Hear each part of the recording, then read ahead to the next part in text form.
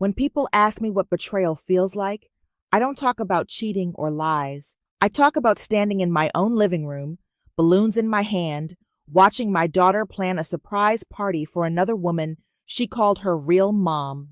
I never thought a heart could break quietly, but mine did that day. Not with shouting or tears, but with silence, the kind that echoes in your bones. My name is Trisha.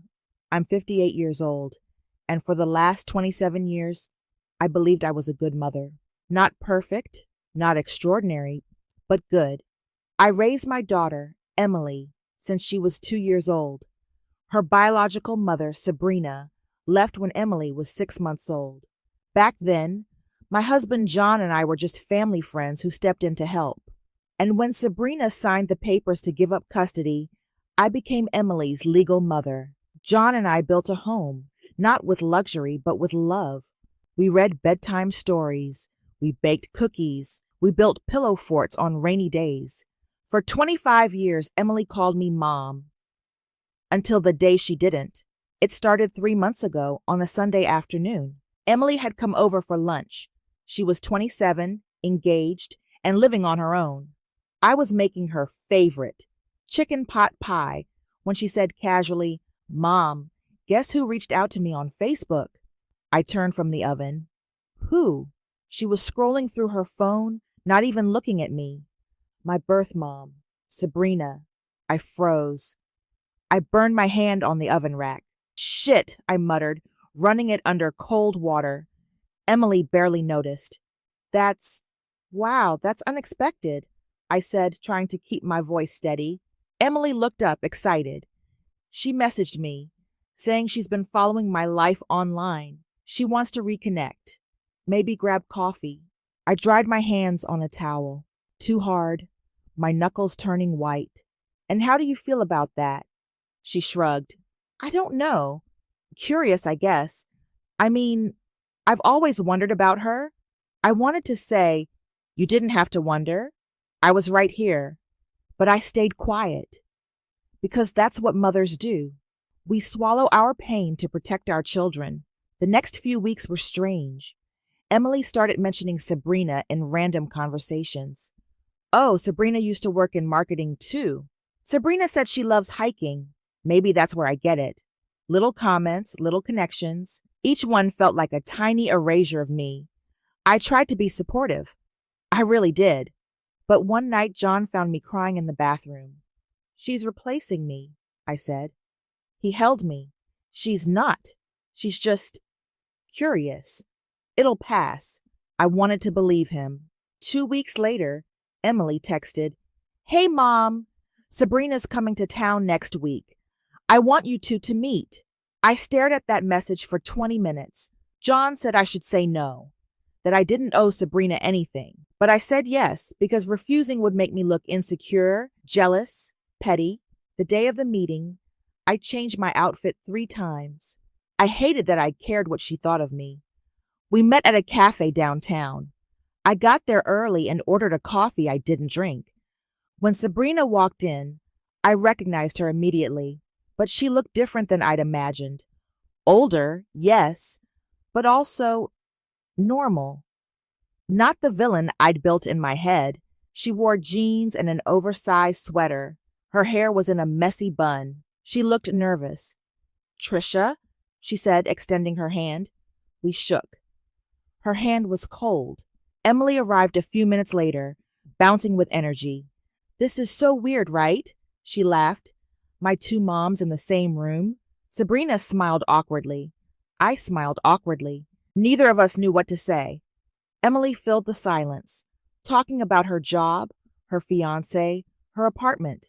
She kept looking at Sabrina like she was trying to memorize her face. At one point, Sabrina said, "You did an amazing job with her, Trisha. She's incredible." It sounded sincere, but all I could think was, "You don't get to compliment me for doing what you should have done." I just nodded. "She raised herself mostly." Emily laughed. "Oh, Mom, stop. You were great." Were. Past tense. The shift happened slowly, then all at once. At first, Emily just texted Sabrina occasionally. Then it was phone calls every few days. Then it was meeting up for lunch, for drinks, for shopping. Emily started saying things like, Sabrina gets it, you know? We have the same sense of humor. It's crazy how much we look alike. She told me why she left. It was really hard for her. I bit my tongue so many times I'm surprised it didn't fall off. One day, I snapped. We were having coffee and Emily was showing me photos from a weekend trip she took with Sabrina. Look, we went to this cute little vineyard. Emily, I interrupted, do you realize you haven't invited me anywhere in over a month? She blinked. What? You've been spending all your time with Sabrina. And that's fine, but I'm still here too. Her face flushed. Mom, don't make this a competition. I'm not. You're being weird about this, she said, defensive now. I knew you'd be like this. Be like what? Jealous. The word stung. I'm not jealous, I said quietly. I'm hurt. She sighed, exasperated. She's my birth mom, okay? I have a right to know her. I never said you didn't. Then why are you making me feel guilty? I wasn't. But she needed me to be the bad guy, so I let her cast me. We finished our coffee in silence. A month later, Emily called. Mom, I need your help with something. I should have been relieved. She needed me. Of course, honey. What is it? I'm throwing a little get-together for Sabrina. She's officially moving back to town, and I want to make her feel welcome. Can you come early and help me set up? I paused. A party? For Sabrina? Yeah. Nothing big. Just close friends and family. Close friends and family. I wasn't sure which category I fell into anymore. Sure, I said. I'll be there. The day of the party, I showed up at Emily's apartment with a tray of brownies. I'd been up since 5 a.m. baking them. Not because she asked, just because that's what I do. When I walked in, Emily was hanging streamers. Mom, you're early. Perfect. Can you help me with these? I set the brownies down and started taping up decorations. That's when I saw it. A banner over the fireplace. Welcome home, Sabrina. And a smaller one near the kitchen. So glad you're here, Mom. Mom. Not Sabrina. Not our guest. Mom. I felt something crack inside me. I said carefully. Are you calling her Mom now? She didn't look at me. I mean, yeah, she is my mom. Right. She finally glanced over. You know what I mean. I didn't. By the time guests started arriving, I'd retreated into autopilot. I smiled. I poured drinks. I made small talk. When Sabrina walked in, Emily practically ran to her. They hugged for a long time. Mom, you made it! I was standing 10 feet away holding a bowl of chips. No one noticed. Throughout the party, people kept asking Sabrina questions. Why did you leave? What made you come back? She had answers for everything. I was young. I was scared. I wasn't ready to be a mother. Everyone nodded sympathetically. I wanted to scream. I was young, too. I was scared, too, but I stayed. At one point, I overheard Emily talking to her friend, Jess. It's so surreal, Emily said, laughing. I feel like I'm finally meeting my real family. Real family. I set down my drink and walked outside. I sat in my car for 15 minutes, gripping the steering wheel. John called. How's it going? I can't do this, I whispered. Come home. I can't just leave. Trisha, come home. So I did. I texted Emily, not feeling well. Had to head out. Hope it's a great party. She didn't respond until the next morning. Sorry you weren't feeling good. It was such a fun night. No, are you okay? No, do you need anything? Just nothing. For 2 weeks, I didn't reach out. I waited to see if she'd notice. She didn't. Then one afternoon, she called. Hey, Mom, are you mad at me or something? Why would I be mad? I don't know. You've been distant. I laughed. Sharp. Bitter. I've been distant? Yeah. You left my party early.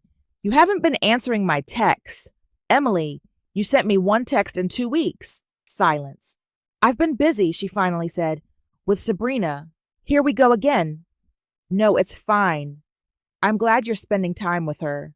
You don't sound glad. What do you want me to say, Emily? Her voice cracked.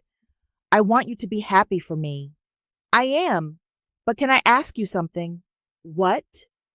Was I not enough? Long pause. Mom, don't. I'm serious. For 25 years I was there, and now you're calling someone else Mom. Do you know how that feels? She's my blood, Mom. That's different. Different how? I don't know. It just is. We were both crying now. I love you, I said quietly. But I can't keep pretending this doesn't hurt, she sniffled. I don't know what you want from me. I just want to matter. You do matter. Then act like it. I hung up. For weeks, we barely spoke. She posted photos with Sabrina constantly. Brunch, shopping, mom-daughter day. Every single one felt like a knife. John kept telling me to let it go. She'll come around. But I wasn't sure anymore. Then one night, my phone rang. It was Emily. She was crying, the ugly kind. Mom, can I come over? Of course. She showed up 20 minutes later. Mascara streaked down her face. I opened the door and she collapsed into my arms. She left, Emily sobbed. She's gone. I led her to the couch. What happened? Sabrina. She moved back to California. She said it was too hard being here, that she needed space to figure things out. My stomach dropped. Did she say goodbye? Emily shook her head. She sent me a text. A text, Mom. I held her while she cried. Part of me wanted to say I told you so, but a bigger part just ached for my girl. I'm so stupid, she whispered. You're not stupid. I believed her. I thought she actually wanted to be in my life. She probably did. She's just not capable. Emily pulled back, looking at me with red, swollen eyes. I'm sorry, Mom. I'm so sorry. For what? For everything. For making you feel like you didn't matter. For calling her Mom. For being so blind. I brushed her hair back, the way I used to when she was little. You weren't blind, sweetheart. You were hopeful. There's a difference. I hurt you. Yeah, you did. She flinched.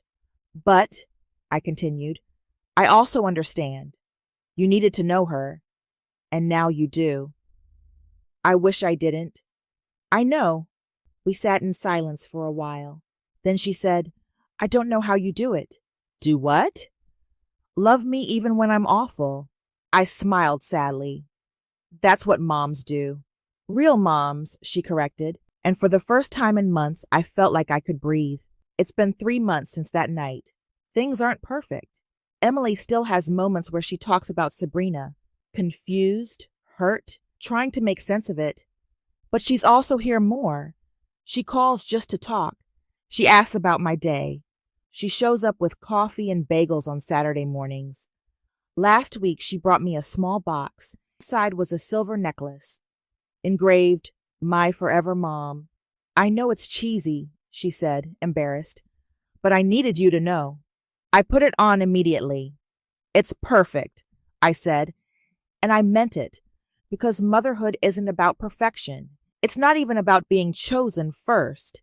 It's about staying, even when your heart is breaking, even when you're invisible, even when someone else gets the applause, you stay. And eventually, if you're lucky, they see you, really see you.